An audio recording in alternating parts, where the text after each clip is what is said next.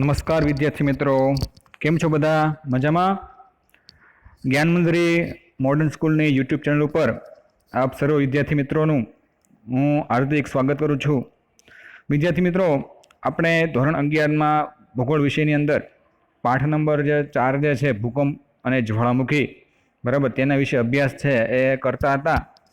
જેની અંદર ભૂકંપ અને જ્વાળામુખી અને છેલ્લા લેક્ચરની અંદર વાત કરી વિદ્યાર્થી મિત્રો, છેલ્લા લેક્ચરની અંદર આપણે ભૂકંપના કારણો અને ભૂકંપની અસરો અને સર્જનાત્મક અસરો વિશેની વાત છે એ કરી હતી, બરાબર, કે ભૂકંપની અસરો છે, ભૂકંપના કારણે કયા અસરો થાય છે, અસરો એટલે કે પરિણામો, બરાબર, અને ભૂકંપની જે સર્જનાત્મક અસરો છે, બરાબર, સર્જનાત્મક અસરો કઈ કઈ છે, બરાબર, એના વિશે છેલ્લે આપણે વાત છે એ કરી ગયા છીએ. તો એક વાત છે અહીં આપણે મારે કરવાની છે તમને, કે ભાઈ પાઠ નંબર 4ની અંદર જે મેં તમને કીધું એમ કે જે મુદ્દાઓને બાદ કરેલા છે એ એવું લાગે તો તમારી નોટબુકની અંદર પહેલાં તમે લખી લો, જેથી કરીને તમને ખ્યાલ આવશે, બરાબર. તેની અંદર છે ભૂકંપના પ્રકારો અને ક્ષેત્રો, બરાબર. ત્યાર પછી બીજું છે જ્વાળામુખીથી થતી વિનાશાત્મક અસરો. ત્રીજું જ્વાળામુખી પ્રદેશોનું વિતરણ. આ જે 3 ટોપિકો જે છે એ 3 ટોપિકો તમારે અભ્યાસક્રમમાંથી બાદ કરેલ છે, અભ્યાસક્રમમાંથી બાદ કરેલ છે, પરંતુ તમારે એ વાંચન તો કરવાનું છે, બરાબર. તો 3 ટોપિક મેં તમને કીધા એમ: ભૂકંપના પ્રકારો અને ક્ષેત્રો, બીજું જ્વાળામુખીથી થતી વિનાશાત્મક અસરો, અને ત્રીજું જ્વાળામુખી પ્રદેશોનું વિતરણ, બરાબર. તો આ જે ટોપિકો જે છે એની વિશે આપણે વાત કરવાની નથી. તો વિદ્યાર્થી મિત્રો, આપણે ભૂકંપ એટલે શું એની વ્યાખ્યા તમને યાદ છે કે ભૂકંપ એટલે કે જે આકસ્મિક રીતે જે પૃથ્વીની પર જે કંપન અનુભવીએ છીએ, બરાબર, જેને આપણે શું કહીએ છીએ? ભૂકંપ કહેવામાં આવે છે, બરાબર. તો ભૂકંપ જે છે એનું નિર્ગમ કેન્દ્ર છે, ભૂકંપ કેન્દ્ર કોને કહીશું, ભૂકંપ નિર્ગમ કેન્દ્ર કોને કહીશું, બરાબર. એ ઉપરાંત ભૂકંપ આલેખ યંત્ર વિશે પણ આપણે વાત કરી હતી. ભૂકંપના મોજા, ભૂકંપના કારણો કયા કયા છે, કે એના કારણે 5 કારણો જે છે ભૂકંપના, બરાબર, ભૂકંપ થવાના મુખ્ય 5 કારણો વિશે પણ આપણે વાત છે એ કરી હતી. ત્યાર પછી ભૂકંપની અસરો અને સર્જનાત્મક અસરો વિશેની વાત છે એ છેલ્લા લેક્ચરની અંદર આપણે કરી હતી. તો વિદ્યાર્થી મિત્રો, આ લેક્ચરની આપણે શરૂઆત કરીએ. પાઠ નંબર 4 જે છે એમાં ભૂકંપના પ્રકારો. મેં તમને અગાઉ કીધું ભૂકંપના પ્રકારો છે આપણે અભ્યાસક્રમની અંદર પૂછવાના નથી, બરાબર છે. તો એ અભ્યાસક્રમમાંથી બાદ કરેલ હોવાથી અહીં આપણે એ અભ્યાસ નહીં કરીએ, પણ તમારે એકવાર ખાસ આ ભૂકંપના પ્રકારો પણ યાદ તો રાખવાના છે. એટલા માટે તમારે એકવાર સરસ મજાનું વાંચન છે એ કરી નાખવાનું છે ભૂકંપના પ્રકારો વિશે, બરાબર છે. ત્યાર પછી અહીં આપણે વાત કરી છે જ્વાળામુખી, બરાબર. એટલે પહેલો જે ટોપિકની વાત કરીએ આપણે, તો પહેલાં આપણે વાત કરી ભૂકંપ, અને ત્યાર પછી જે કુદરતી પ્રકોપ જે છે એમાં બીજો એક સરસ મજાની જે ટોપિક આપણે વાત કરવાની છે એ જ્વાળામુખી, બરાબર. જ્વાળામુખી એક પ્રાકૃતિક પ્રકોપ વિશે આપણે અગાઉના ધોરણોમાં પણ આપણે અભ્યાસ કરી ચૂક્યા છીએ, એટલે આપણને ઘણું બધું ખ્યાલ તો છે જ તે, બરાબર. તો પણ આપણે વિશેષ ખ્યાલ જે છે આપણે આ પ્રકરણની અંદર, એટલે કે આ ચેપ્ટરની અંદર છે આપણે મેળવવાનો છે કે જ્વાળામુખી કોને કહેવામાં આવે છે, જ્વાળામુખી પર્વતો કોને કહેવામાં આવે છે, બરાબર. જ્વાળાકુંડ જે છે, જ્વાળામુખીના પ્રકારો કયા કયા છે, બરાબર. જ્વાળામુખીના કારણે કઈ કઈ અસરો થાય છે, બધી વસ્તુઓ જે છે અહીં જ્વાળામુખી વિશે આપણે આ લેક્ચરની અંદર ચર્ચા છે એ કરવાની છે. તો વિદ્યાર્થી મિત્રો, ચાલો આપણે લેક્ચરની શરૂઆત કરીએ. તો પેજ નંબર 25 ઉપર આપણે જ્વાળામુખી વિશે જોઈએ.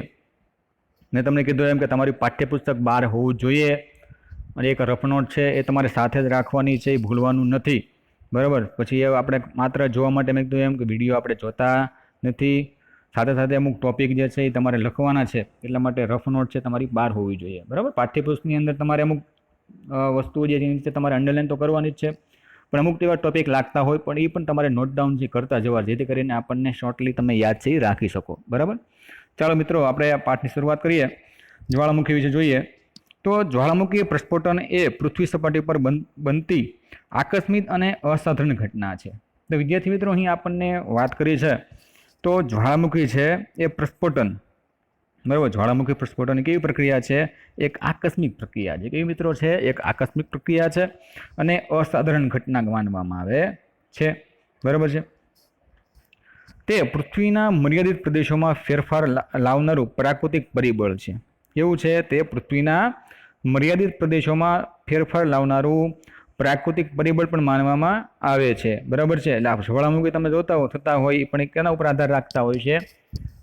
કુદરત ઉપર, બરાબર, પ્રાકૃતિક બાબતો પર છે એ આધાર રાખતા હોય છે. તે મોટા પાયાની અને લાંબા ગાળાની અસરો પેદા કરે છે. કે ભાઈ આ વસ્તુ તમે જો જ્વાળામુખી જ્યારે થતું હોય, બરાબર, એ મોટા પાયે તમે જો લાંબા ગાળાની અસર છે આપણને જોવા મળતી હોય છે. સપાટીના ભૂપૃષ્ઠની સમતુલા ખોરવતા પૃથ્વીના પેટાળમાંથી ગરમ ભૂરસ, રાખ, વરાળ અને બીજા વાયુદ્રવ્ય ખૂબ વેગે સાથે ઉપરની સપાટી તરફ ઘસી આવે છે અને સપાટીના નબળા ખડક સ્તરોમાં ફાડ કે બાકોરું પાડીને તે બહાર નીકળીને સપાટી પર ફેંકવા લાગે છે. આ જ્વાળામુખી ક્રિયા કહેવામાં આવે છે. તો સરસ મજાની વિદ્યાર્થી મિત્રો અહીં આપણને વ્યાખ્યા આપેલી છે, તમારે નીચે અંડરલાઈન કરી નાખી કે ભાઈ સપાટી ભૂપૃષ્ઠની સમતુલા ખોરવતા પૃથ્વીના પેટાળમાંથી ગરમ ભૂરસ, રાખ, વરાળ, બરાબર, બીજા વાયુદ્રવ્યો ખૂબ વેગ સાથે ઉપરની સપાટી તરફ ઘસી આવવાથી આવે છે. બરાબર, એકાએક છે ઉપરની સપાટી ઉપર ઘસી આવે છે અને ખડક સ્તરો, નબળા જે ખડક સ્તરોમાંથી ફટોફટ આમ જેને કહેવાય કે ભાઈ ફાટકીણોમાંથી બોકારું પાડીને ફટોફટ એટલે કે બહારની સપાટી પર ફેંકવા લાગે છે. આ જ આપણે શું કહીએ છીએ? આવી જ્યારે ક્રિયા થતી હોય એને આપણે જ્વાળામુખી ક્રિયા કહેવામાં આવે છે. એટલે આ જ્વાળામુખી એટલે શું એવું વ્યાખ્યા પૂછવામાં આવે તો વિદ્યાર્થી મિત્રો આ વ્યાખ્યા તમારી યાદ છે એ રાખવાની છે. બરાબર, જોઈએ તેની આગળ. તો પૃથ્વીના પેટાળમાંથી જે માર્ગો જ્વાળામુખી દ્રવ્યો, મેગ્મા, વાયુ, રાખ, વરાળ વગેરે બહારની સપાટીએ આવે છે તેને જ્વાળામુખી નળી કહેવામાં આવે છે. જો વિદ્યાર્થી મિત્રો અહીં આપણને વાત કરી કે જ્વાળામુખી નળી એટલે શું? બરાબર છે, જ્વાળામુખી નળી એટલે શું?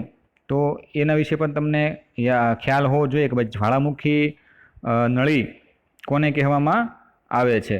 તો અહીં આપણને કીધું જ્વાળામુખી નળી જે છે એ પૃથ્વી જે છે એ પૃથ્વીના પેટાળમાંથી જે માર્ગો જ્વાળામુખી દ્રવ્યો, દાખલા તરીકે વાત કરી છે કે મેગ્મા, વાયુ, રાખ, વરાળ વગેરે બહારની સપાટીએ આવે છે તેને જ્વાળામુખી નળી કહે છે.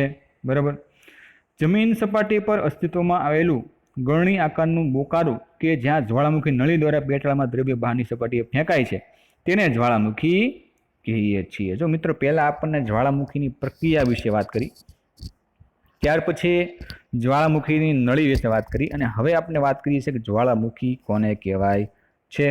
બરાબર છે, તો જ્વાળામુખી એટલે શું? તો એ પણ તમને યાદ રાખવાનું કે જ્વાળામુખ આપણને કીધું છે. જ્વાળામુખ કોને કહેવાય? તો જમીન સપાટી પર અસ્તિત્વમાં આવેલું ગળણી આકારનું બાકારું, બરાબર, બાકારું એટલે તો એને જ્યાં જ્વાળામુખી નળી કહેવાય, જેને કે જ્યાંથી દ્રવ્યો છે બહાર ફેંકાય છે. બરાબર, એવા જે બહાર ફેંકાતા જે ભાગ જે છે જેને આપણે જ્વાળામુખ તરીકે ઓળખવામાં આવે છે. વિદ્યાર્થી મિત્રો ત્યાર પછી જોઈએ તો જ્વાળામુખીની આ પ્રસ્ફોટન ક્રિયાનું વારંવાર પુનરાવર્તન થવાથી જ્વાળામુખ જ્યાં ખૂબ પહોળું બને ત્યારે તે જ્વાળાકુંડ બને છે. તો જ્વાળાકુંડ હોય કે જ્યાં ગરમ, દાખલા તરીકે તુલસી શ્યામ જે છે, બરાબર છે, તો ત્યાં આપણને ખ્યાલ છે કે જ્વાળાકુંડ આપણને જોવા મળે કે ભાઈ પાણી છે એ ગરમ રહેતું હોય. એટલે અહીં આપણે વાત કરીએ કે જ્વાળામુખ જે છે ધીમે ધીમે એનો ભાગ જે છે ખૂબ પહોળો બનતો જાય છે ત્યારે એ કયા સ્વરૂપમાં રૂપાંતરિત થઈ જાય છે? જ્વાળાકુંડના રૂપમાં. બરાબર છે, જ્વાળાકુંડ. એટલે જો અહીં આપણે વાત કરીએ કે જ્વાળામુખી ક્રિયા કોને કહેવાય, ત્યાર પછી જ્વાળામુખી નળી કઈ વસ્તુને કહેવામાં આવે છે, જ્વાળામુખ બને અને એક મુખ જે જ્યારે પહોળું થતું જાય ત્યારે એ જ્વાળાકુંડ છે એ બને છે. બરાબર, એટલે અલગ અલગ વ્યાખ્યાઓ આપણને યાદ છે જો મારે જોઈ લેવાની છે. ત્યાર પછી જોઈએ તો જ્વાળામુખીની આસપાસ લાવા, ખડક પદાર્થો, રાખ વગેરે દ્રવ્યો જમા થતાં જે શંકુ આકારના પર્વતની રચના છે એ થાય છે, જેને જ્વાળામુખી પર્વત કહેવામાં આવે છે. તો જ્વાળામુખી પર્વત એટલે શું? બરાબર છે, તો એ પણ તમારે ખાસ વિદ્યાર્થી મિત્રો યાદ છે રાખવાનું છે કે જ્વાળામુખી પર્વત એટલે કોને કહેવામાં આવે? જ્વાળામુખીની આસપાસ લાવા, ખડક પદાર્થો, રાખ વગેરે દ્રવ્યો જમા થતાં જે શંકુ આકારના પર્વતોની રચના થાય છે તેને આપણે શું કહીએ છીએ? જ્વાળામુખી પર્વત કહેવામાં આવે છે. જ્વાળામુખી નળી ઉપર કટારા જેવી આકૃતિ રચાય છે તેને ક્રેટર કહેવામાં આવે છે. શું કહેવામાં આવે છે? ક્રેટર. તો અહીં શબ્દ આપણને કીધો છે, બરાબર, તો એની જ પણ તમારે સાથે સાથે અંડરલાઈન કરી નાખવાની છે કે ભાઈ જ્વાળામુખી નળી છે અને ઉપર કટારા જેવો આકૃતિ રચાય છે, બરાબર. એટલે તેને આપણે શું કહીએ છીએ? ક્રેટર પણ કહેવામાં આવે છે. તો અહીં આપણે અલગ અલગ જે વ્યાખ્યાઓ જોઈ કે જ્વાળામુખી કોને કહેવામાં આવે છે, જ્વાળામુખ કોને આપણે કહીશું, બરાબર. ત્યાર પછી જ્વાળાકુંડ આપણે કોને કહેવામાં આવે છે, જ્વાળા પર્વતીય છે, જ્વાળામુખી પર્વત, બરાબર. તો અલગ અલગ જે વ્યાખ્યાઓ છે એક પછી એક તમે જો એક વ્યાખ્યા તમે નું યાદ રહેશે ત્યાર પછી અલગ અલગ વ્યાખ્યાઓ એમાંથી છે બનતી જતી હોય છે, બરાબર. તો અહીં આપણને જ્વાળામુખીની એક સરસ મજાની આકૃતિ આપણને દર્શાવેલી 4.5માં તમે જોઈ શકો છો, બરાબર, કે જેમાં મેગ્મા ચેમ્બર ભૂસપાટી છે, જ્વાળામુખી નળી છે, તમે જોયું કે જ્વાળામુખી નળી કોને કહેવામાં આવે છે, બરાબર. ત્યાર પછી મેઘમાં તમે જો ધીમે ધીમે બહાર આવશે ત્યાર પછી જ્વાળામુખ જ્યાં ઉપરનો ભાગ તમે જોઈ શકો છો, બરાબર. તો આ મુખ જે છે એ જ્વાળામુખ છે. આ અહીં આપણને મેગ્મા ચેમ્બર કીધું છે, આ જ્વાળામુખી સપાટી છે. અહીં આ જે બહાર છે નીકળે છે લાવા પ્રવાહ ધીમે ધીમે બહારથી ફેંકી આવે છે અને રાખ, વાયુ, વરાળ, ખડક ટુકડા છે ઉપરની તરફ તમે જોશો અહીંયા ઉડે છે, બરાબર. ઉપરની તરફ છે એ ફેંકાય છે અને સાઈડમાં તમે જો કે ભાઈ ગોળ એટલે ઉપજ્વાળામુખી પણ એવું રચના પણ થતી હોય છે. અહીં આપણને દર્શાવેલું છે ઉપજ્વાળામુખી, બરાબર. તો આ એક સરસ મજાની 4.5 જે છે અને જ્વાળામુખી વિશે એક સરસ મજાની આકૃતિ આપણને અહીં દર્શાવેલી છે. તમારો અભ્યાસ પણ સાથે સાથે કરવાનો છે, બરાબર. તો અહીં આપણને વિદ્યાર્થી મિત્રો વાત કરી કે જ્વાળામુખી પ્રસ્ફોટનની પ્રક્રિયા થવા માટેના કારણો કયા કયા છે, કે ભાઈ જ્વાળામુખી પ્રસ્ફોટનની પ્રક્રિયા કઈ રીતે થાય? આપણે ભૂકંપના કારણો જોયા, બરાબર છે. તે જ રીતે વિદ્યાર્થી મિત્રો આપણે અહીં જ્વાળામુખીના જે કારણો જે છે, બરાબર, જ્વાળામુખી પ્રસ્ફોટનના જે કારણો છે, બરાબર, તેના વિશેનો અભ્યાસ છે એ કરવાનો છે. જોઈએ કે ભાઈ જ્વાળામુખી પ્રક્રિયા થવાના કારણો અહીં આપણને 4 આપેલા છે, બરાબર છે. કે 4 રીતે જ્વાળામુખી છે એ પ્રસ્ફોટનની પ્રક્રિયા થતી હોય. એમાં પહેલું તમે જોઈ શકો છો તો પૃથ્વીનું ગરમ પેટાળ અને તેનું સ્વરૂપ, બરાબર. ભાઈ આના કારણે પણ તમે જો જ્વાળામુખી છે એ પ્રસ્ફોટન થતી હોય. જોઈએ તેમાં કે પૃથ્વીની ઉત્પત્તિ થઈ ત્યારે તે ગરમ વાયુમય ગોળો સ્વરૂપે હતી. એ આપણે આગળના જે ચેપ્ટર હતું ચેપ્ટર નંબર 2 ની અંદર વાત કરી હતી કે પૃથ્વીની ઉત્પત્તિ, બરાબર, થઈ ત્યારે તે ગરમ વાયુમય ગોળો સ્વરૂપે હતી અને ભૂકવચનો ભાગ ઠરીને નક્કર બન્યો. આમ છતાં ભૂકવચના પેટાળમાં ખૂબ જ ગરમી છે, બરાબર. પૃથ્વીના પેટાળમાં રહેલા યુરેનિયમ, રેડિયમ, થોરિયમ જેવા કિરણાત્મસર્ગીય ખનિજ દ્રવ્યોના કિરણોત્સર્ગીય વિઘટનથી ઉત્પન્ન થતી ગરમીને લીધે પણ પૃથ્વીનું પેટાળ છે ગરમ રહે છે. તો પહેલું કારણ કયું છે ભાઈ? તો ભાઈ પૃથ્વીનો પેટાળ જે છે, બરાબર, એ કિરણોત્સર્ગની પ્રક્રિયાના કારણે, વિઘટનના કારણે પૃથ્વીનું જે વાતાવરણ જે છે, બરાબર, પૃથ્વીનો પેટાળ જે છે એ ગરમ રહે છે અને એના સ્વરૂપને કારણે જ્વાળામુખી પ્રસ્ફોટનની પ્રક્રિયા છે એ થતી હોય છે, બરાબર.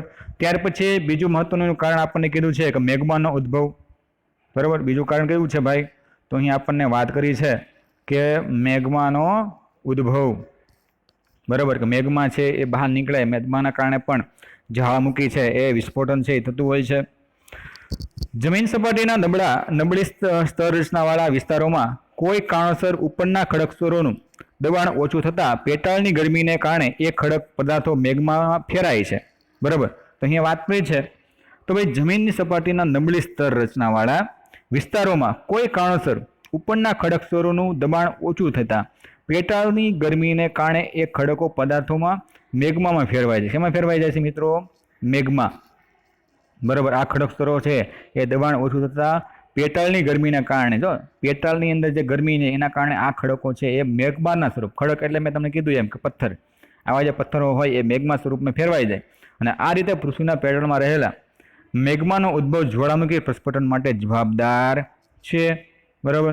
તો વાત કરી મિત્રો કે ભાઈ પૃથ્વીના પેટાળમાં રહેલા જે મેગ્મા છે, બરાબર, એનો ઉદ્ભવ પણ જ્વાળામુખી પ્રસ્ફોટન માટે એક મહત્વનું જે કારણ જે હોય તો માનવામાં આવે છે. ત્યાર પછી ત્રીજો જે સરસ મજાનું કારણ આપણને આપેલું છે તો કોઈ વાયુ અને વરાળનો ઉદ્ભવ, બરાબર. ત્રીજું કયું કારણ આપેલું છે? વાયુ અને વરાળનો ઉદ્ભવ છે. આ વાયુ અને વરાળના કારણે પણ જ્વાળામુખી પ્રસ્ફોટનની પ્રક્રિયા થાય છે. મેગ્માના કદનું વિસ્તરણ થવાના કારણે તેમાં રહેલી ગરમીને લીધે વિવિધ વાયુઓ ઉત્પન્ન થાય છે, બરાબર. અને ખડક સ્તરોની ફાટો દ્વારા પૃથ્વી સપાટીની નીચે ઉતરેલું પાણી મેગ્માના સંદર્ભમાં આવતા વરાળમાં રૂપાંતરિત પામે છે. તો વાયુ અને વરાળ, બરાબર. તો વાયુ કઈ રીતે બને છે અને વરાળ કઈ રીતે બને એના વિશે આપણને ખ્યાલ આપેલો છે.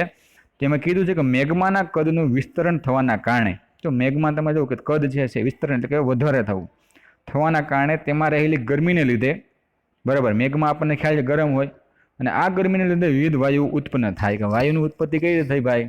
મેઘમામાંથી થઈ, બરાબર. એ જ પછી ખડક સ્તરોની ફાટો દ્વારા પૃથ્વી સપાટી નીચે ઉતરેલું પાણી મેઘમાના સંદર્ભમાં આવતા વરાળમાં રૂપાંતરિત પામે. એટલે ખડક સ્તરોમાં જે ફાટો જે છે એ પૃથ્વી સપાટીની નીચે આવે છે પાણી, અને પાણી છે મેઘમામાં ભળી જાય છે, અને એ ભળવાના કારણે જે પાણી જે છે ગરમ થાય, અને ગરમ થયેલું પાણી જે છે એ વરાળ છે એ રૂપાંતરિત થાય છે, બરાબર. આ ઉપરાંત સાગરો અને મહાસાગરોના પાણી પેટાળમાં જતાં તેમાંથી પણ વરાળ ઉદ્ભવે છે. તો મિત્રો અહીંયા આપણને બેઝિક તો વાત તો કરી જ છે, પણ સાથે સાથે સાગર અને મહાસાગરોની પણ વાત કરી છે, બરાબર. તો ભાઈ સાગર અને મહાસાગરોના પાણી પર તમે જુઓ કે પેટાળમાં જાય છે તેમ તેમ ત્યાં પણ એની વરાળ સ્વરૂપે છે એનો ઉદ્ભવ છે એ થતો હોય છે, જે પ્રસ્ફોટન સમયે પૃથ્વી સપાટી પર ઘસી આવે છે. કે જ્યારે પ્રસ્ફોટન થાય જ્વાળામુખીનું ત્યારે એ પણ વસ્તુ તમે જો કે પૃથ્વી સપાટી ઉપર સાથે સાથે ઘસી છે આવતું હોય છે, બહાર છે આવતું હોય છે. ત્યાર પછી અહીં આપણને વાત કરી છે વિદ્યાર્થી મિત્રો, જે ચોથું જે છે મેગ્માનું ભૂસપાટી તરફનું ઉદ્વહન, બરાબર. કે ભાઈ મેગ્માનું ભૂસપાટી ઉપરનું ઉદ્ભવન, કે ભાઈ મેગ્મા છે ભૂસપાટી બહાર આવે છે, એના કારણે પણ તમે જુઓ કે ભાઈ પૃથ્વીનું પ્રસ્ફોટન, જ્વાળામુખીનું પ્રસ્ફોટન છે એ થતું હોય છે. પાણી કરતાં વરાળ 1300 ગણી વધુ જગ્યા રોકે છે. કેટલું છે? પાણી કરતાં વરાળ જે છે એ 1300 ગણી, બરાબર. આ યાદ રાખવાનું, 1300 ગણી છે વધુ જગ્યા છે એ રોકે છે.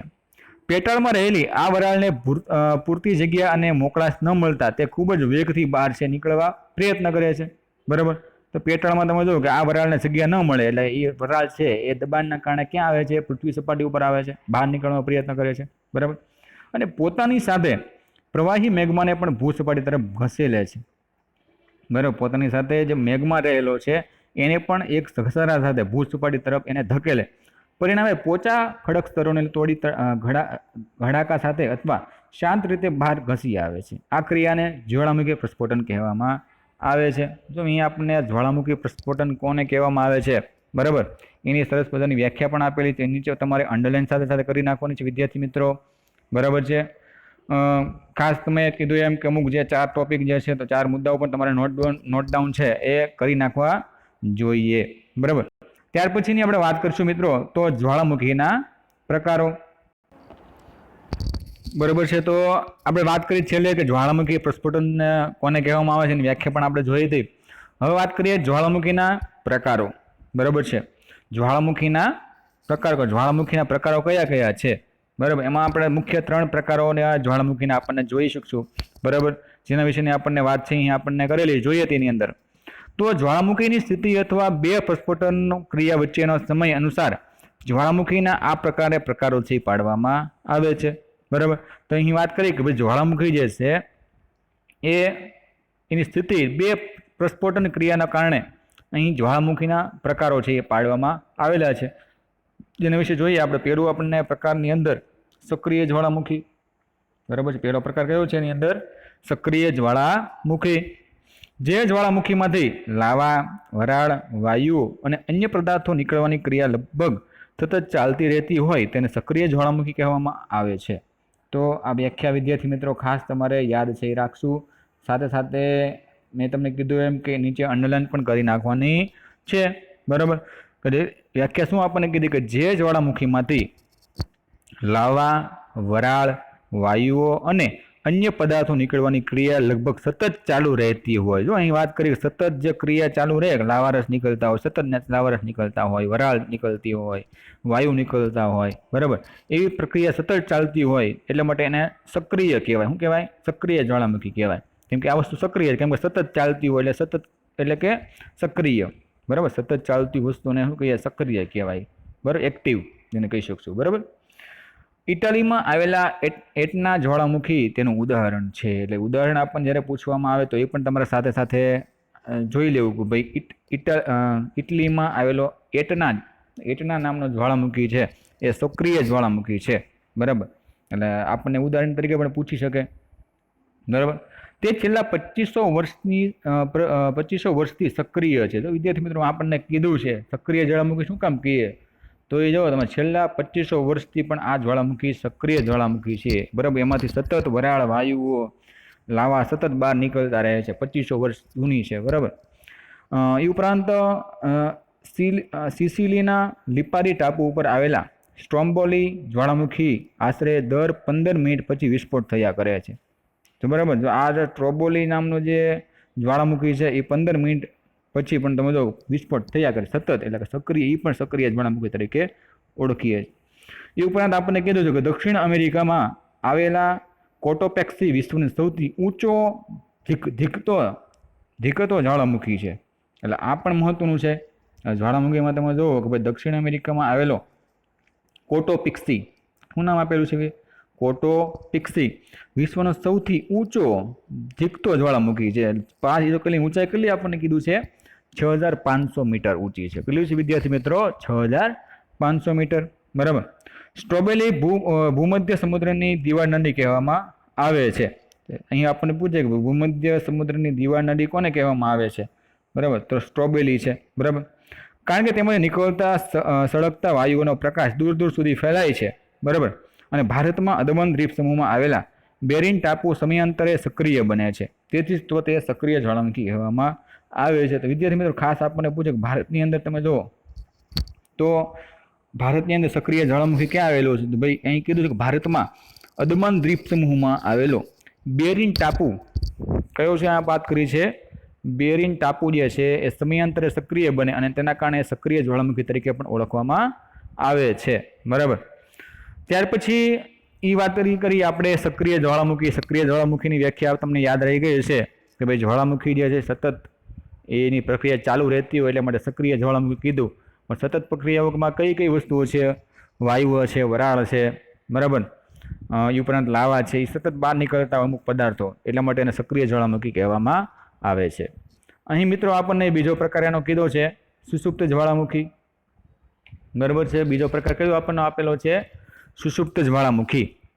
જોઈએ તેની અંદર તો સુષુપ્ત જ્વાળામુખી શા માટે કહેવામાં આવે છે કે ભાઈ વર્ષો સુધી શાંત રહેલા જ્વાળામુખી ફરીથી પ્રસ્ફોટન પામે તો તેને સુપ્ત જ્વાળામુખી કહેવામાં આવે છે. તો વ્યાખ્યા અહીં આપણને સરસ મજાની આપેલી છે. ભાઈ સુપ્ત જ્વાળામુખી એટલે શું? વર્ષો સુધી, જો અહીંયા વિદ્યાર્થી મિત્રો વાત કરીશું, અહીંયા આપણને વર્ષો સુધી જે શાંત રહેલો જ્વાળામુખી, જ્યારે જ્વાળામુખી પ્રસ્ફોટન પામે, બરાબર, બીજી વાર પાછો એ જ્વાળામુખીમાં પરિવર્તન પામતો હોય તો તેને આપણે સુપ્ત જ્વાળામુખી કહેવામાં આવે છે, બરાબર. ઇટાલીનો વિસુવિયસ તેનું ઉદાહરણ છે. જો આ સુપ્ત કોઈ પણ આપણે વ્યાખ્યા પૂછી હોય તેનું એક ઉદાહરણ લખવાનું આપણને કે, તો અહીંયા આપણને કીધું કે વિસુવિયસ જે ઇટાલીની અંદર આવેલો છે એ ઉત્તમ ઉદાહરણ આનું ગણવામાં આવે છે. તો સુપ્ત જ્વાળામુખીનું ઉદાહરણ દર્શાવો, બરાબર. તો સુપ્ત જ્વાળામુખીનું ઉદાહરણ આપણે કહેવું તો કહી શકીએ કે વિસુવિયસ જે જ્વાળામુખી છે ઇટાલીમાં તે એનું ઉત્તમ ઉદાહરણ છે. ઘણા વર્ષો સુધી સુપ્ત અવસ્થામાં રહ્યા પછી 1931માં તેનું પુનઃ પ્રસ્ફોટન થયું. ફરી પ્રસુપ્ત અવસ્થામાં છે, એટલે પાછું જો તમે વચ્ચે પાછું જ્વાળામુખી પ્રસ્ફોટન થયું બીજી વાર અને પાછું તેની અવસ્થામાં વયું ગયું, એટલા માટે એને શું નામ આપવામાં આવેલું છે? પ્રસુપ્ત અવસ્થામાં કીધું છે. શું કેવી અવસ્થામાં કીધું છે વિદ્યાર્થી મિત્રો? પ્રસુપ્ત અવસ્થામાં, બરાબર. ઇન્ડોનેશિયાના કાકરાટોઆ, ચીલીમાં આવેલા એન્કાન્કાગુઆ અને જાપાનના ફુજિયામાં સુપ્ત જ્વાળામુખીઓ છે. આ બધા જે જ્વાળામુખીઓ આપણે ઉદાહરણ કીધા છે એ કેવા છે? સુપ્ત જ્વાળામુખી. નામ પણ તમે જો થોડા અટપટા છે પણ આપણે યાદ રહે તો તમારે રાખવાના છે, બરાબર. ત્યાર પછી ત્રીજો એક જ્વાળામુખીનો પ્રકાર અહીં આપણને દર્શાવેલો છે તો નિષ્ક્રિય જ્વાળામુખી, બરાબર. કયો પ્રકાર આપણને આપેલો છે? નિષ્ક્રિય જ્વાળામુખી, બરાબર. જોઈએ નિષ્ક્રિય જ્વાળામુખી એટલે શું? જ્વાળામુખ નિષ્ક્રિય બને પછીથી તેમાં પાણી ભરાઈ સરોવર બની ગયું હોય, ભવિષ્યમાં વિસ્ફોટ થવાના કોઈ લક્ષણ જણાતા ન હોય તેવા જ્વાળામુખીને નિષ્ક્રિય જ્વાળામુખી કહેવામાં આવે છે, બરાબર. તો અહીં સરસ મજાની વ્યાખ્યા પણ તમારે જોવાની છે કે ભાઈ નિષ્ક્રિય જ્વાળામુખી એટલે શું? તો એને કહી શકીએ કે ભાઈ જ્વાળામુખી નિષ્ક્રિય બની, બરાબર. જ્વાળામુખ જે છે એ નિષ્ક્રિય બને પછી તેમાંથી પાણી ભરાઈ સરોવર બની ગયું હોય, બરાબર, કે ભાઈ એમાંથી પાણી નીકળતું હોય ત્યાર પછી સરોવરમાં પરિવર્તન પામી ગયું હોય અને ભવિષ્યમાં વિસ્ફોટ થવાનો કોઈ પણ લક્ષણો ન જણાતા હોય તો તેવા જ્વાળામુખીને આપણે શું કહીએ છીએ મિત્રો? નિષ્ક્રિય જ્વાળામુખી કહેવામાં આવે છે, બરાબર છે. તો વ્યાખ્યા તમારે નીચે અંડરલાઈન કરી નાખવાની કે ભાઈ નિષ્ક્રિય જ્વાળામુખી કોને કહીશું, બરાબર. એના ઉદાહરણો પૂછે તો એમ કહી શકીએ કે ભાઈ આફ્રિકામાં આવેલો કિલીમાંજારો, બરાબર, આફ્રિકાની અંદર આવેલો છે. એ ઉપરાંત મ્યાનમારમાં પોપા અને ઈરાનનો કોહ સુલતાન અને બંગાળની ખાડીમાં આવેલા નારાકોન્ડમ સક્રિય જ્વાળામુખી ગણવામાં આવે છે. એટલે આ ઉદાહરણો પણ તમારે જોવાના. એટલે કોઈ પણ ચાવડે જ્વાળામુખી એટલે શું, જ્વાળામુખીના પ્રકારો વર્ણવો, તો આપણને જ્યારે એવું પૂછવામાં આવે, બરાબર, તો આ 3 જ્વાળામુખી તમારે યાદ છે રાખવાના છે. અને સાથે સાથે વિદ્યાર્થી મિત્રો તેના જે ઉદાહરણો પણ તમારે સાથે છે એ લખવાના રહેશે, બરાબર. તો અહીં આપણે જે ટોપિકની વાત કરી, જ્વાળામુખીના પ્રકારો કયા કયા છે, જ્વાળામુખી એટલે શું. હવે એના જે 2 ટોપિક મેં તમને કીધું કે જ્વાળામુખી થતી વિનાશાત્મક અસરો કઈ કઈ છે અને જ્વાળામુખીની સર્જનાત્મક અસરો છે એ કઈ છે, બરાબર. તો પહેલાં મેં તમને કીધું એમ કે જ્વાળામુખીની જે વિનાશાત્મક અસરો છે એ આપણે ચેપ્ટરમાંથી બાદ કરેલ છે. એટલે એ આપણે પૂછવાનું નથી, એટલે તમારે રીડિંગ માટે એક કરી લેવાનું છે, વાંચવાનું તો આપણે છે જ તે, બરાબર. કે ભાઈ જ્વાળામુખીના કારણે કઈ કઈ વિનાશકારી અસરો થતી હોય, શું પરિણામ આવતા હોય, બરાબર. હવે આપણે આ ચેપ્ટરની અંદર આપણે જ્વાળામુખીની સર્જનાત્મક અસરો વિશે, બરાબર. કે જ્વાળામુખી થતી હોય એની સારી બાબતો કઈ કઈ છે, સારા પરિણામો કયા કયા છે, બરાબર. સર્જનાત્મક અસરો એટલે કે સારા જે પાસાઓ હોય, સારા પરિણામો હોય, બરાબર, એ કયા કયા છે જોઈએ. તેની વિશે અલગ અલગ આપણને પોઈન્ટ આપેલા છે. તો જ્વાળામુખી પ્રાકૃતિક સુરક્ષા વાલ્વ તરીકે કાર્ય કરે છે, બરાબર. શું કીધું છે? સુરક્ષા વાલ્વ તરીકે પણ એ કામ કરે છે, બરાબર છે. જેના માધ્યમથી મેગ્મા અને ભારે દબાણવાળા વાયુઓ ભૂગર્ભમાંથી બહાર નીકળી જાય છે. અને સુરક્ષા વાલ્વ તરીકે કામ કરે કે અમુક જે જમીનની અંદર જે કચરો રહેલો છે, બરાબર, એ મેગ્મા અને ભારે દબાણવાળા વાયુઓના કારણે ભૂગર્ભમાંથી શું નીકળી જાય છે? બહાર નીકળે છે. એટલે સુરક્ષા વાલ્વ તરીકે પણ કાર્ય કરે છે. એ પણ એક સારો પોઈન્ટ છે એનો, બરાબર. ત્યાર પછી બીજો પોઈન્ટ આપણે કીધું છે, તો જ્વાળામુખીની ક્રિયા પૃથ્વીની ઉત્પત્તિનો ઇતિહાસ તથા તેને સંરચના સમજવામાં આપણને મદદ કરે છે. તો બીજો આપણને વાત કરી છે કે જ્વાળામુખી જે છે એ પૃથ્વીની ઉત્પત્તિ કેવી રીતે થઈ, બરાબર, એનો ઇતિહાસ છે જાણવો હોય, તેની સંરચના આપણે મિત્રો સમજવી હોય તો આપણે જ્વાળામુખીને સમજવો પડશે, બરાબર. ત્રીજો ટોપિકમાં આપણને કીધું છે, તો અહીં પહેલો અને બીજો ટોપિક વાત કરી. ત્રીજો ટોપિકમાં આપણને વાત કરી છે કે જ્વાળામુખીના પ્રસ્ફોટનની નીકળેલા લાવારસ ઠરી ગયા પછી તેમાંથી અનેક પ્રકારની ખનિજો પ્રાપ્ત થાય છે. એટલે આપણને ખનિજ તરીકે તમે જો ખનિજો પણ પ્રાપ્ત થાય છે. એટલે એ પણ એક મહત્વની વસ્તુ છે કે ભાઈ જ્વાળામુખીની એક સારી બાબત એ પણ છે, પરિણામે આપણને ખનિજો પ્રાપ્ત થાય છે, બરાબર. ત્યાર પછીનો ટોપિક તમે જોઈશો, તો લાવારસથી અસ્તિત્વમાં આવેલા બેસાલ્ટ અને ગ્રેનાઇટ જેવા અગ્નેય ખડકોનો ઉપયોગ મકાન બાંધકામમાં થાય છે. એટલે મકાનના બાંધકામ કરવું હોય તો આ 2 જે ગ્રેનાઇટો હોય, બેસાલ્ટ અને ગ્રેનાઇટ જેવા અગ્નેય ખડકોનો ઉપયોગ કરીને આપણે એમાંથી મકાન પણ બનાવી શકીએ છીએ. ત્યાર પછી કીધું છે, તો ભાઈ લાવાના ખડકો ધોવાણ પામ્યા પછી ફળદ્રુપ જમીનમાં રૂપાંતરિત થાય છે. આ જમીન કપાસ, શેરડી, તમાકુ, ઘઉં વગેરે પાક માટે ખૂબ જ ઉપયોગી છે, બરાબર. એટલે જે લાવારસ છે, બરાબર, એ ખડકો ધોવાણ પામ્યા પછી ફળદ્રુપ જમીનમાં રૂપાંતરિત થાય છે. એટલે આ મહત્વનો પોઈન્ટ પણ એ છે કે ભાઈ ફળદ્રુપ જમીનની અંદર આ વસ્તુ રૂપાંતરિત થાય, જેના કારણે જે પાક જે છે એ ખૂબ જ સારો આવે છે અને એ આપણને ખૂબ જ ઉપયોગી બને. દાખલા તરીકે વાત કરી છે કે આ જમીન છે કપાસ, શેરડી, તમાકુ, ઘઉં વગેરે પાક માટે પણ ખૂબ જ મહત્વની ગણવામાં આવે છે. ત્યાર પછીના ટોપિકમાં કીધું છે આપણને, તો ભાઈ જ્વાળામુખીના પ્રસ્ફોટનથી નીકળતી રાખ તેના આસપાસના ક્ષેત્રોમાં પથરાય છે. પરિણામે ખેતરો અને બગીચાઓની જમીન ફળદ્રુપ બને છે, બરાબર. નીકળતી જે પ્રસ્ફોટનથી નીકળતી રાખ જો આસપાસના ઓલામાં ફેલાઈ જાય અને જેના કારણે જમીન કઈ બને છે? ફળદ્રુપ બને. ઇટાલીમાં વેસ્યુવિસિયસ પ્રસ્ફોટન પછી તેના ઢોળા ઉપર પથરાયેલા રાખ થકી ફળદ્રુપ બનેલી જમીન દ્રાક્ષનું મહત્તમ ઉત્પાદન છે કરે છે. એટલે આ તમે જુઓ કે રાખ જે છે એ ફેલાતી હોય જેના કારણે જમીન પણ તમે જો ફળદ્રુપ બનતી હોય છે. એટલે જ્વાળામુખી એ પણ આપણે એક સારી બાબત છે, સારું પરિણામ છે એ ગણવામાં આવે છે. ત્યાર પછીના ટોપિકમાં આપણને વાત કરી છે કે જાપાન હવાઈ ટાપુઓ અને આઇસલેન્ડમાં જ્વાળામુખીનો ઉપયોગ ભૂતાપીય ઉર્જા મેળવવા માટે થાય છે. એટલે આ એક પણ અસર છે કે ભૂતાપીય ઉર્જા મેળવવા માટે પણ આપણે એનો ઉપયોગ જે છે એ કરતા હોઈએ છીએ, બરાબર, ભૂતાપીય ઉર્જા મેળવવા માટે. ત્યાર પછી આપણે વાત કરી છે કેટલાક સુસુપ્ત જ્વાળામુખીઓની નજીકના વિસ્તારોમાં નૈસર્ગિક વાતાવરણનું નિર્માણ થાય છે. કેવું વાતાવરણ મળે છે? નજીકના સ્થળોમાં નૈસર્ગિક વાતાવરણ બને. પરિણામે અહીં પ્રવાસન સ્થળોની વિકાસ થાય છે. જાપાનના ઉજે જ્વાળામુખી પર્વતથી 50 કિમી દૂર આવેલા માઉન્ટ એસોની ગણના ઉત્તમ કક્ષાના પ્રવાસન સ્થળ તરીકે થાય છે. એમાંથી નીકળતી સુંદર સફેદ ધ્રુમસેરા પ્રવાહીને આકર્ષે છે. જો પ્રવાસ માટે થઈને પણ તમે જુઓ કે જ્વાળામુખી જે છે અમુક જે એની ઘટના બની ગઈ હોય, બરાબર, તો આ જ્વાળામુખી એના માટે પણ ઉપયોગી બને છે કે ભાઈ ચાલો પ્રવાસન સ્થળ તરીકે પણ અમુક વસ્તુ છે એમાં ગણાવી શકીએ. જેથી કરીને આપણે વાત કરી છે કે ભાઈ અમુક નજીકના વિસ્તારો હોય, બરાબર, દાખલા કે સુપ્ત જ્વાળામુખી છે, સુપ્ત જ્વાળામુખી, તો એના નજીકના વિસ્તારોમાં નૈસર્ગિક વાતાવરણનું નિર્માણ થાય, જેથી કરીને એ પ્રવાસન સ્થળ તરીકે પણ આપણે ઉપયોગમાં લઈ શકીએ છીએ. ત્યાર પછીના ટોપિકમાં વાત કરી છે ક્રેટર અને કોલ્ટેરામાં રચાતા સરોવર કેટલીક વાર નદીના શીર્ષ જળ બની રહે છે.